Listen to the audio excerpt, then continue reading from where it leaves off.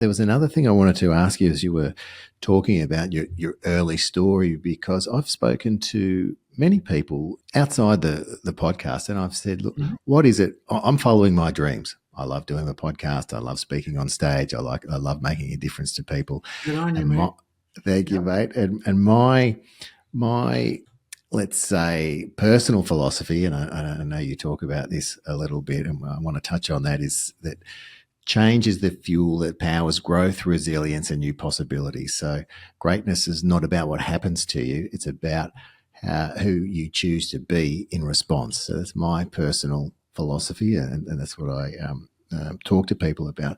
But then when I say to people, I'm very clear on what I want to do, and I'm very Mhm. passionate about it. I said, what would you like to do with your life?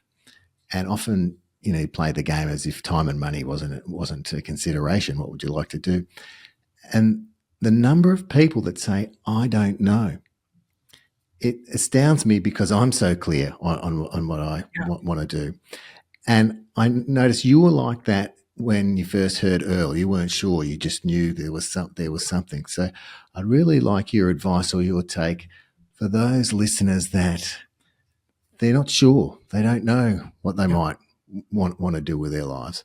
What would your advice be to them? I would say spend some time with a journal, writing what appeals to you. Mm, Don't worry about whether it'll ever come true. Just write it down and yeah. get in the habit every single day of writing down and put a date at the top of the page so that you can look back on it years later Mm, and see what you just did. But put down what you want in your life. Well, what if I can't get it? Doesn't matter. Write it down. And that's the whole point of goal setting is you set a goal. If you know how to get it, it's not a goal, it's a to do. So mm, just do it. If you don't know how to do it, that's a goal. So write that down and then keep a running record of these things that you want. What will happen is as you think about it one day, you'll scribble down a whole bunch of random things. And then the next time you sit down to do that on a new sheet of paper, some of those thoughts will carry forward. Don't go back to the other paper and look at it and try to carry your work forward.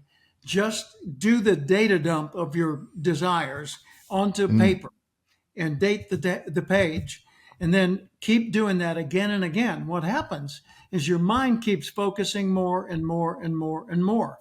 Sooner or later, you will realize, all my life I've enjoyed, for example, like for me, I've enjoyed performing, showing off. When I was a kid, I would dress up like a cowboy or an Indian or a soldier or whatever, and we'd play the games with the neighbor kids. And man, I was in character. I looked and acted the part. And I always enjoyed doing that. And I enjoyed getting up on stage in front of other kids and singing or doing something, like part of a school play. So that was fun for me. I was not confident enough to give a speech. Public speaking was intimidating. Actually, it wasn't. I wasn't scared of speaking. I was scared of being judged. right. Nobody's scared of speaking. They're scared of being judged. Yeah. So anyway, I realized there was a theme that whatever I did with my life needed to be something that allowed me the opportunity to be up front and in a leadership role sooner or later. Not at first, but sooner or later. And when I learned to play guitar and sing, I could go to nightclubs and beer joints and cocktail lounges and parties, and I could be the center of attention and get people singing along. And I didn't have to be particularly good at it at first. I just had to be interesting and engaging, right? Well, now I've performed, I've written songs, I've recorded an album in Taiwan and published it and performed on stages all over the world for thousands of people. My Mm, wife and I perform together. I play the guitar and we sing, and we've done nightclubs for as long as 10 years in a row. So not so much now. We do it occasionally, but for the longest time, that was a secondary profession for me. mm, My main profession has been speaker, trainer, author, mentor. yeah. And so I've been helping people grow like I thought Earl Nightingale was doing Mm, back mm, then. Mm. And by the way, Earl and I briefly became friends before he passed away. And since that time, I also became friends with Og Mandino, who wrote The Greatest Salesman. Love, love Og. Been in Some his books, home. books right there, Og. In there. We Yep. talked a lot. Yep. His wife, Betty, told me one time, Og has your book in his desk. And I said, that's nice. She said, no, it's not. I said, what? She said, Og Mandino, one of the great authors of the self help movement, has 3 books in his desk, and one of them was written by you. Wow. I said, whoa, you're right. That's not just nice. That's amazing. Thank you for Yeah. telling me. Yeah. And W. Clement Stone, who was partners with Napoleon Hill, the author of Think and Grow Rich. Yeah. I'd served on a committee with him. I'd stood on stage with him. I've been in his office.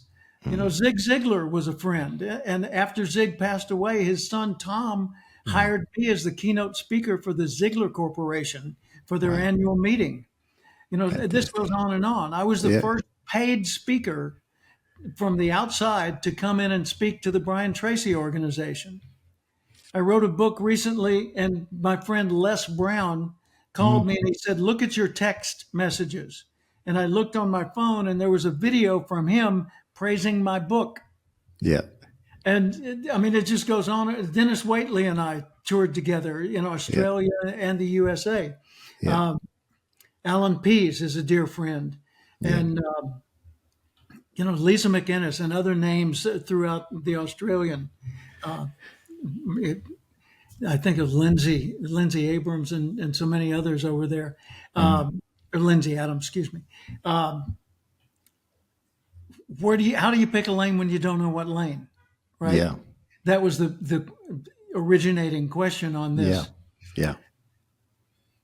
If you don't do all that journaling, you won't get clear on what matters to you, and you won't be able to notice the patterns. Yeah. So I don't want to know what do you want in one specific item, like I want a Jaguar XJ8 2007 model blue with a tan interior. Fine, but that's just a thing. I want to know, do you love cars? Has this been a theme for you? You always liked cars and motorcycles and racing and things like that? If so, why not pursue that field? Yeah. You could be anything from a salesperson to a manufacturer to a detailer, a designer. You could be an engineer. You could be a race car driver. You could be on the pit crew. You could manage a race course. You could sell tickets to racing events. You could put on car shows. You could sell upholstery fabric. You could install radio, not radio systems, but sound systems in cars. You see what I'm talking about? There's a million variations in the field of automotive that you can pick, but you got to first recognize you're a gearhead and you like to be around cars. I love that. Then choose another lane. I love that approach because we've said on the show many times, don't just think it, ink it, because something happens when you take it out of your head. So you might have had all these thoughts and they're, if it's not in writing, it's not a goal. If it's not in writing, it's not likely to happen. Something magical takes place. Definitely. When we write things down. Yeah, brings it into the physical. And I love the idea of noticing patterns as you do that after a while to see what you are passionate about. And that's that example of the car example is awesome.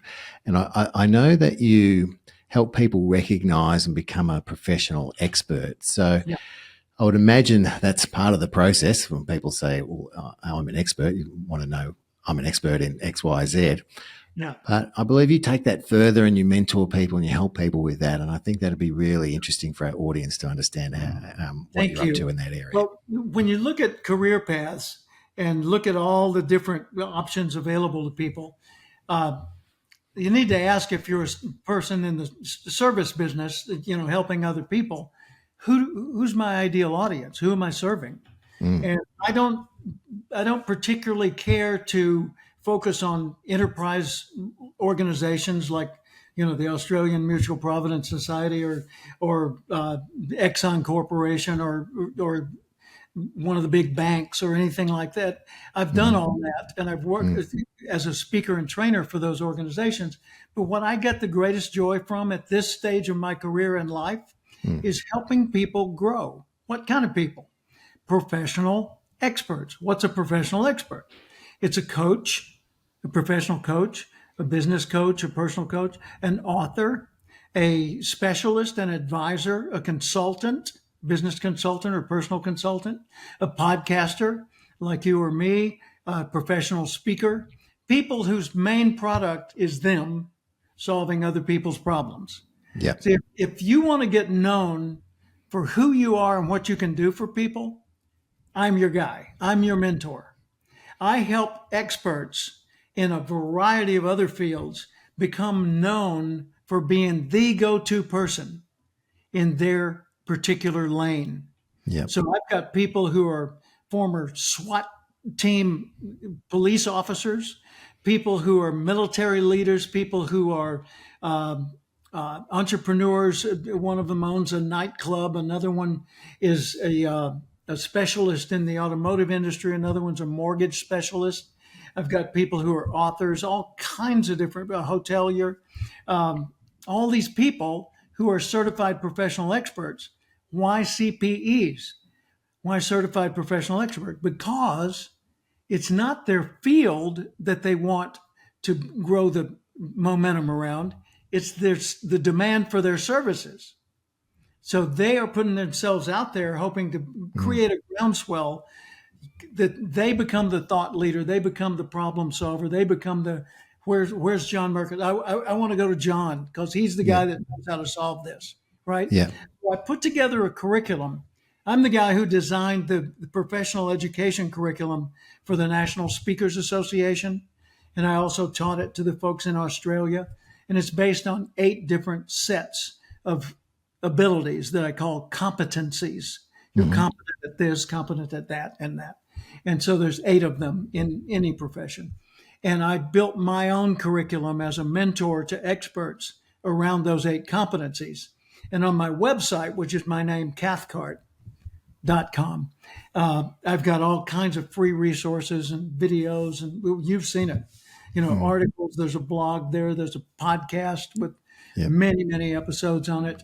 Lots of the world leaders in this field that you can listen to for free. And if someone says, well, I want to be one, I want to build a career out of this, then they should probably contact me and let's see if I can help them grow. And so I give people, when they reach a certain level, the certified professional expert certificate and medallion, and I list them with those who have already received it. And there are 33 currently. And let me list a few. Dr. Nito Kubain, president of High Point University. Dr. Tony Alessandra, Patricia Fripp, Alan Pease, Don Hudson, Ivan Meisner, head of BNI, Business Networking, Brian Tracy, Les Brown, Eric Swanson, Victor Antonio, sales expert, Todd Duncan, mortgage expert who does a lot of work in Australia, John Mitchell, who you had on your show recently, Dr. Terry Paulson, who's a psychologist, Dr. Dennis Waitley, who recently passed away, Dan Clark. They're pretty substantial people. And so that's what I do for a living. People say, what do you do? I no longer say I'm a speaker and an author, which I am. I say I'm a mentor to experts. And they say, huh? And then I get to give a longer explanation. Wonderful. And I really like your analogy there about being a magnet for what you want. I've heard you say that before. Absolutely. And the analogy of the acorn as well. So it's such powerful stories. And there you go. There you go. I'd love you to touch on those 2 things a little bit because, well, and the other thing, and I'll throw another thing at you, but I'm sure we can weave it into a response, is it's not who you know. So a lot of people say, it's all about who you know. I love your take on that one as well. So given all that at you, help my listeners understand a bit more. Let's take the shortest one, easiest, and do it first. Yep. There's a saying that's popular: "It's not what you know, it's who you know." Yeah. And I get in front of an audience occasionally and I'll say, hey, finish this sentence. It's not what you know, it's, and they'll say, who you know. And I'll Yeah. say, all right, let's try that again. It's not who you know, What do you know? it's who knows you. Yeah. Nah, it's not who knows you. It's who they know. And I say, okay, try this. It's not what you know that counts. It's not who you know that counts. It's not who knows you that counts. It's not who they know that counts. You know what counts? Who is glad that they know you? Gold. Boom. Yeah. That's a mic drop. Yeah. Who is glad that they know you? Yeah. If you list everybody you know, even casually, and then you go down that list a second time and you put a check mark by the ones that you're pretty sure they're glad they know you, I'll bet you your list, if it was 30 people to start or 300, is now a dozen or fewer. So, how does a person advance in life or in a career? Make more people glad that they know you. Well, how am I going to make other people glad that they know me? That's the next question. Yeah. Find out what they want Yep. and help them get it. Zig Ziglar's line, I love his the best. You can get everything in life you want if you just help enough other people get what they want. Yep. See, if you're a problem solver, you're the most valuable person on earth. The problems, and the bigger the problem you solve, the more you'll likely be compensated for it. So, you want a whole lot more money? Solve much bigger or many more problems. Because the problems you solve is what produces the revenue, right? So that's one item. Number two, talk about being a magnet. There are two ways to achieve what you want in life. One is to identify your goal and then be like an arrow shooting at it, in which case all of the aiming, all of the effort, all of the initiative, all of the accuracy is on you. There's a second way. That is, identify your goal and then become the kind of person that would achieve that goal. Well, what does that mean? It means acquire the skills, the knowledge, the understanding, the personal qualities of a person that others would turn to and be happy that they knew you in achieving that kind of thing. And it's kind of like the passage in the Bible said, seek ye first the kingdom of heaven and all the rest will be added unto you. Well, get clear on your goal and become the kind of person who's eligible receiver for that kind of reward. And that goal of yours will be your natural byproduct anyway. So don't just seek to achieve, seek to become. Become the kind of person who would attract the future you want.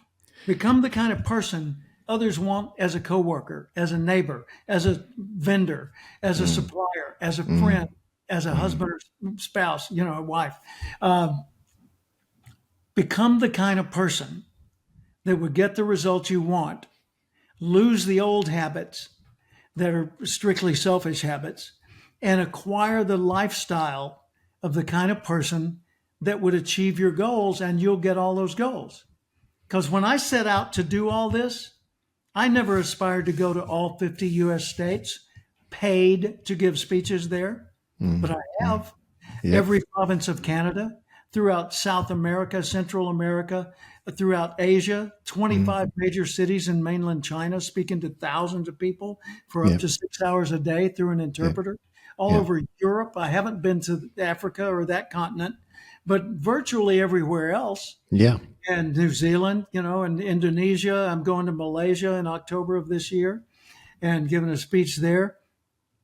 I didn't set out to do all that.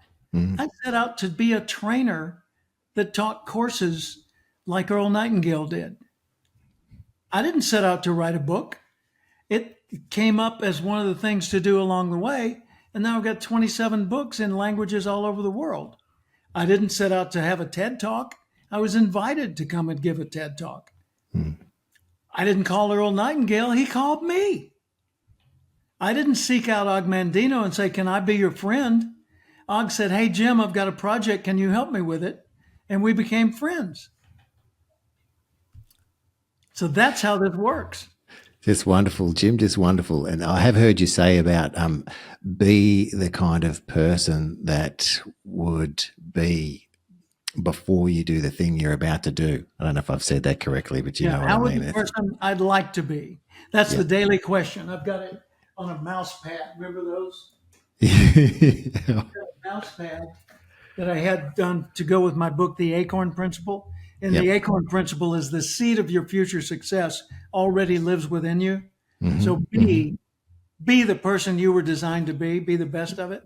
And Yep. ask yourself every day, how would the person I'd like to be, the oak tree, do the work I'm about to do as an acorn? Yeah. How would the future me do my current work? And that upgrades everything, single thing you do to a Yeah. higher level.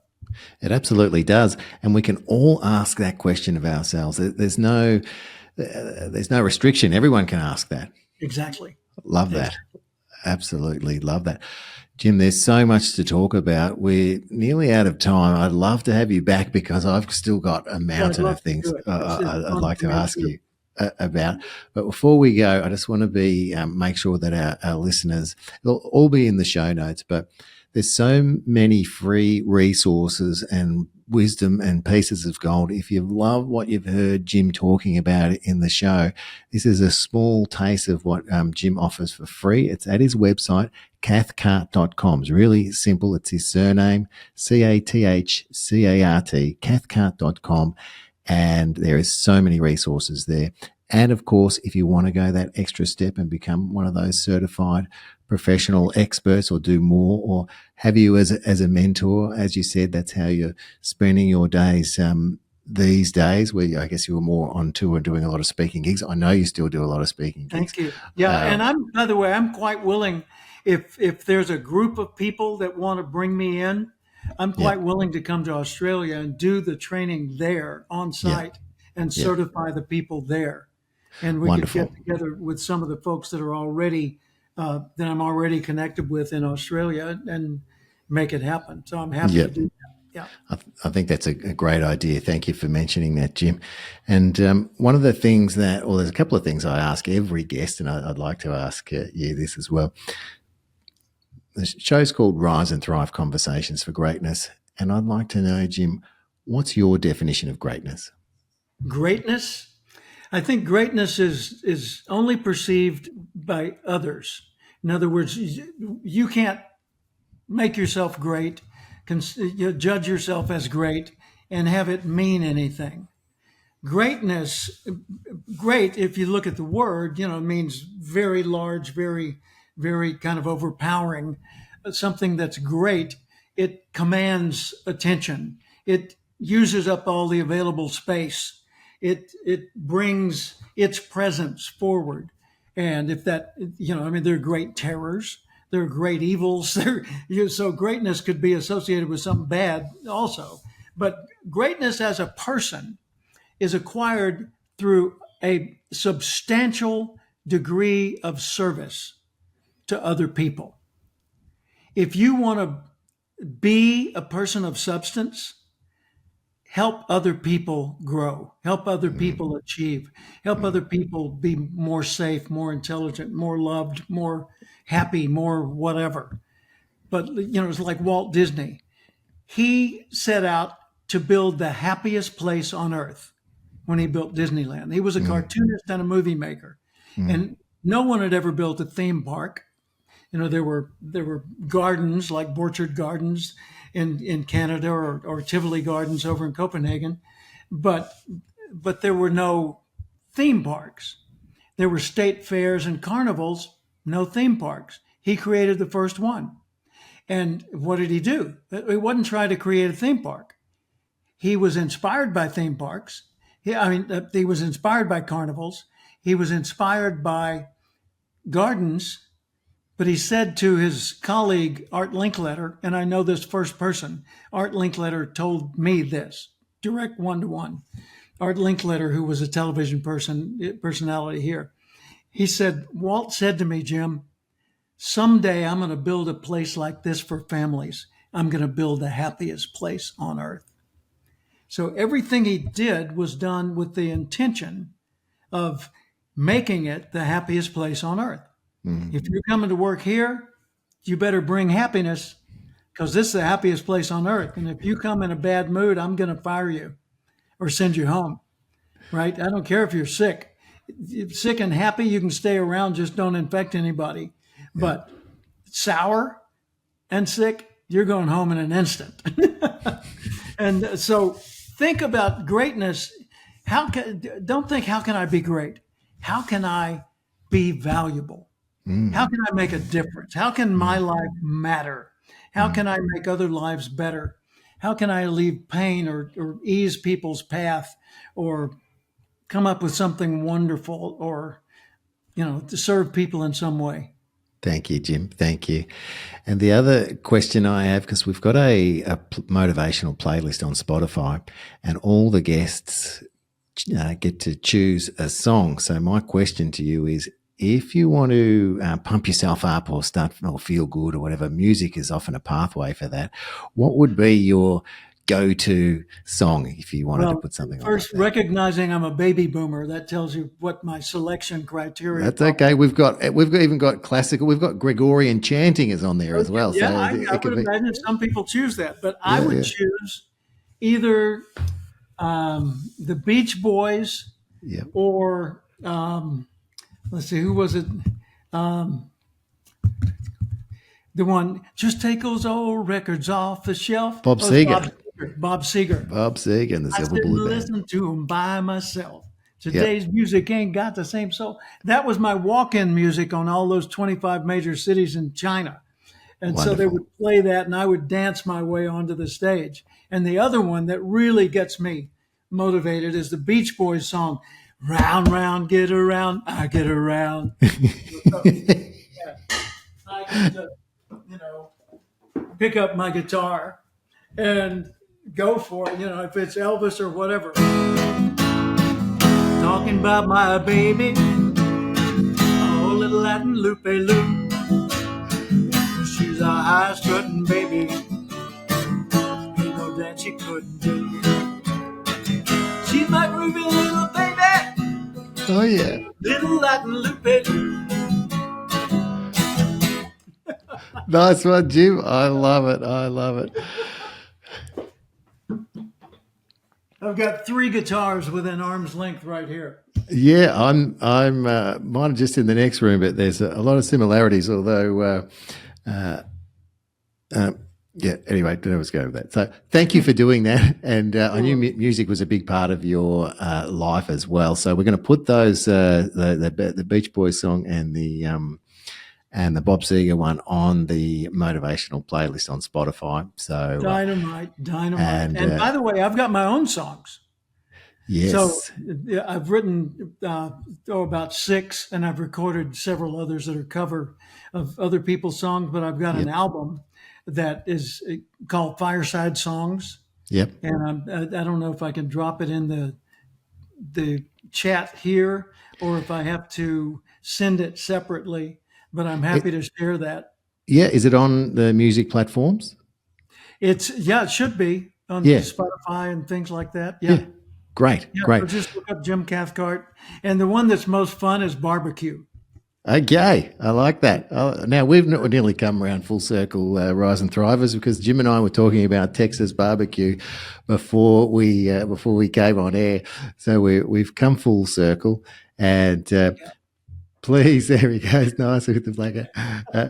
Please head to cathcart.com to get all of Jim's gold and his wisdom. It's all there.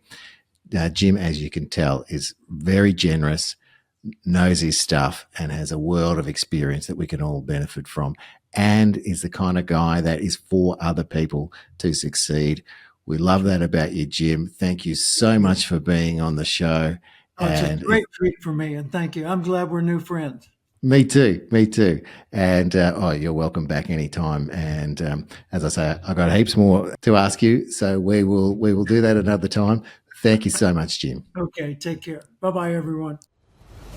Thanks for joining us on Rise and Thrive Conversations for Greatness with John Merkus. Remember, you are loved, you are worthy, and you do matter. Embrace the journey of personal growth and motivation. Let's go out there and do something great. Follow or subscribe for more insights and inspiration every Tuesday. Until next time, stay awesome.